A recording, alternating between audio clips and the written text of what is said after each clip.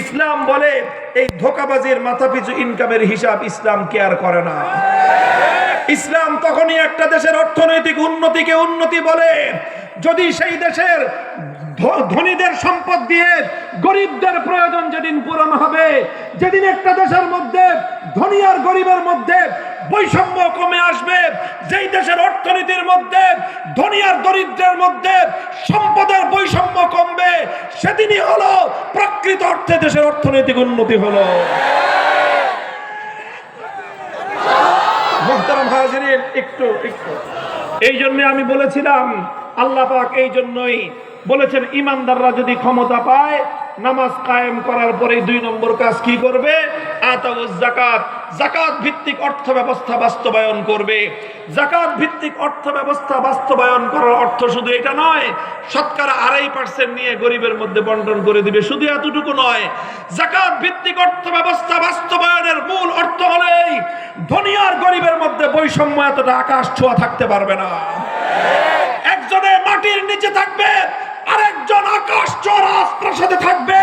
একজনের মা চিকিৎসাহারা অবস্থা মৃত্যুবরণ করবে, এক গরিবের তার কলিজার টুকরা সন্তান না খেয়ে ধুকে ধুকে মরবে, আর আরেকজন 5টা গাড়ি নিয়ে 3 জনের পরিবারের 5টা দামি গাড়ি হাঁকাবে।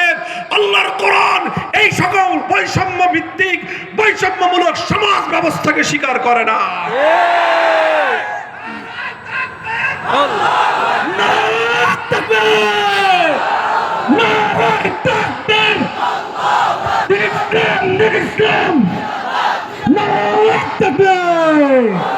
ভাই, আমার আর কোনো কথা নাই, এই কথাটুকু আপনাদেরকে বললাম সংক্ষেপে বোঝানোর জন্য। আমরা চাই, আমরা এই দেশ, এই বাংলাদেশ একদিনে গড়ে ওঠে নাই। এই বাংলাদেশ গড়ার পিছনে বহু লম্বা ইতিহাস, সেই ইতিহাস বলার সময় আমার নাই। সেই ইতিহাস হলো এই বাংলাদেশটা গড়া হয়েছিল জুলুম এবং শোষণ থেকে মুক্তির জন্য। এই বাংলাদেশকে তৈরি করা হয়েছিল মুসলিম জাতিসত্তার বিকাশ সাধন করার জন্য। এই বাংলাদেশ তৈরি করা হয়েছিল কলকাতার দাদাবাবুদের আধিপত্য থেকে মুক্ত হওয়ার জন্য। এই বাংলাদেশ স্বাধীন করা হয়েছিল দিল্লির গোলামীর জিঞ্জির ছিন্ন করার জন্য। এই বাংলাদেশ জন্ম দেওয়া হয়েছিল সকল প্রকার জুলুম আর বৈষম্যের বিরুদ্ধে যুদ্ধ করার জন্য।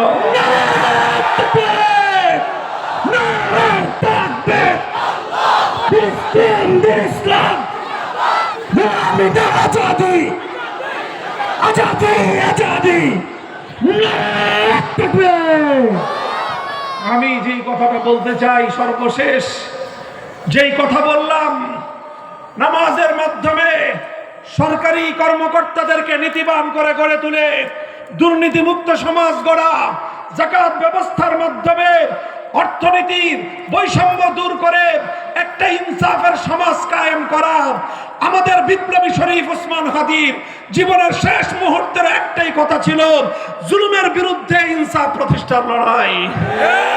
হে আমার দেশপ্রেমিক তাওহীদি জনতা, আমি তোমাদেরকে বলতে চাই, এই ইনসাফের লড়াই যদি সত্যিকার অর্থে কামিয়াব করতে চাও, আল কোরআনের সমাজ গড়া ছাড়া বিকল্প কোনো রাস্তা নাই।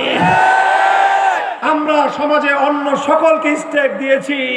সমাজের ডাক্তাররা সরকারের পার্ট হয়, ইঞ্জিনিয়াররা সরকারের পার্ট হয়, পলিটিশিয়ানরা সরকারের পার্ট হয়, অর্থনীতিবিদরা সরকারের পার্ট হয়, সকল প্রফেশনাল লোকেরা সরকারের পার্ট হয়, শিল্পপতিরা সরকারের অংশীদার হয়। সবাই সরকারের অংশীদার হয়ে 54 বছর পর্যন্ত বাংলার মানুষকে তোমরা মুক্তি দিতে পারো নাই। আমরা চাই এবার আমাদের একটা অধিকারের আদায় করার জন্য অধিকারের দাবি নিয়ে মাঠে নেমেছি।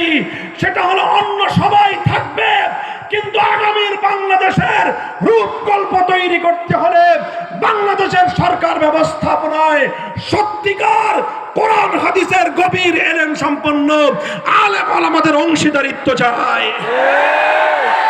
ইনশাআল্লাহ যদি আলেম ওলামারা তারা যদি কোরআন হাদিসের এলেম নিয়ে রাষ্ট্র এবং সরকারের নীতি নির্ধারণী জায়গাগুলোতে যদি যেতে পারেন, তখনই এই দেশ আত্মমর্যাদা নিয়ে বিশ্ব দরবারে মাথা উঁচু করে দাঁড়াতে শিখবে। সারা দুনিয়াকে দেখিয়ে দিয়েছে মোল্লারা, সারা দুনিয়াকে দেখিয়ে দিয়েছে আলেম ওলামারা। আমি একটা দেশ জানি, একটা দেশ আমি দেখে এসেছি, যেই দেশের 30 জন মন্ত্রীর মধ্যে 28 জন মাদ্রাসার আলেম, 28 জন মোল্লা মৌলবী, 28 জন মাদ্রাসার হুজুর, তারা এখনো মাদ্রাসায় পড়ায়, রাষ্ট্র চালায়। আলহামদুলিল্লাহ, সেই রাষ্ট্র সারা দুনিয়ার, ইউরোপ, আমেরিকা, নেটো, সারা দুনিয়াকে বৃদ্ধাঙ্গুলি প্রদর্শন করে রকেটের গতিতে তারা উন্নতি করতেছে। তোমরা যারা মনে করো হুজুররা পারে না, তোমরা বোকার স্বর্গে বসবাস করতেছ। তোমরা দেশের মানুষকে ধোঁকাবাজি করার জন্য, দেশের মানুষের সম্পদ লুটপাট করার জন্য 2 দল মিলে খাতির করছো, 5 বছর আমরা খাবো, 5 বছর তোরা খাবি। যখনই তোমাদের মধ্যে ভাগ বাটোয়ারার সমস্যা তৈরি হয়, এক দল আরেক দলের সঙ্গে মারামারি করো, পরে আবার গলাগলি জড়া ধরা করে বলো সরি, আবার আগামী বছর থেকে 10 বছর তুই, 10 বছর আমি। এই ভাওতাবাজির বন্দোবস্ত আর বাংলার মাটিতে আমরা চলতে দেব না ইনশাআল্লাহ। এদেশের আলেম সমাজকে তোমাদের রাষ্ট্রনীতি নির্ধারণের, আগামীর বাংলাদেশের পলিসি মেকিং এর ক্ষেত্রে আলেম সমাজকে স্টেক প্রদান করতে হবে। আমরা রাজনীতিতে এসেছি নিজেদের ধান্দা উদ্ধার করার জন্য নয়। আমরা রাজনীতি করি, আমরা সংসদ নির্বাচনে প্রতিদ্বন্দ্বিতা করছি নিজের অথবা দলীয় স্বার্থ উদ্ধার করার জন্য নয়। এই দেশকে, এই জাতিকে 78 বছরের বৈষম্যের জাতাকল থেকে মুক্ত করার জন্য। 24 বছর পাকিস্তান, 54 বছর বাংলাদেশ, 58 বছর ধরে দেশের মানুষের সঙ্গে বারবার ধোঁকাবাজি করা হয়েছে, প্রতারণা করা হয়েছে, বিশ্বাসঘাতকতা হয়েছে, আর গাদ্দারি করা হয়েছে। তাই আজ আমি বলতে চাই, হে আমার মেহনতি মানুষ, কৃষক, শ্রমিক, মজদুর, তরুণ, যুব প্রজন্ম, তোমরা একটাবার প্রস্তুত হও। আমরা সব রকমের বাংলাদেশ দেখে শেষ করেছি। এক নেতা আমাদেরকে সোনার বাংলাদেশ দেখিয়েছেন, আরেক নেতা আমাদেরকে নতুন বাংলাদেশ দেখিয়েছেন, আরেকজন এসে সবুজ বাংলাদেশ দেখিয়েছেন, শেষ পর্যন্ত নেত্রী এসে আমাদেরকে ডিজিটাল বাংলাদেশের ভেলকিও দেখায়।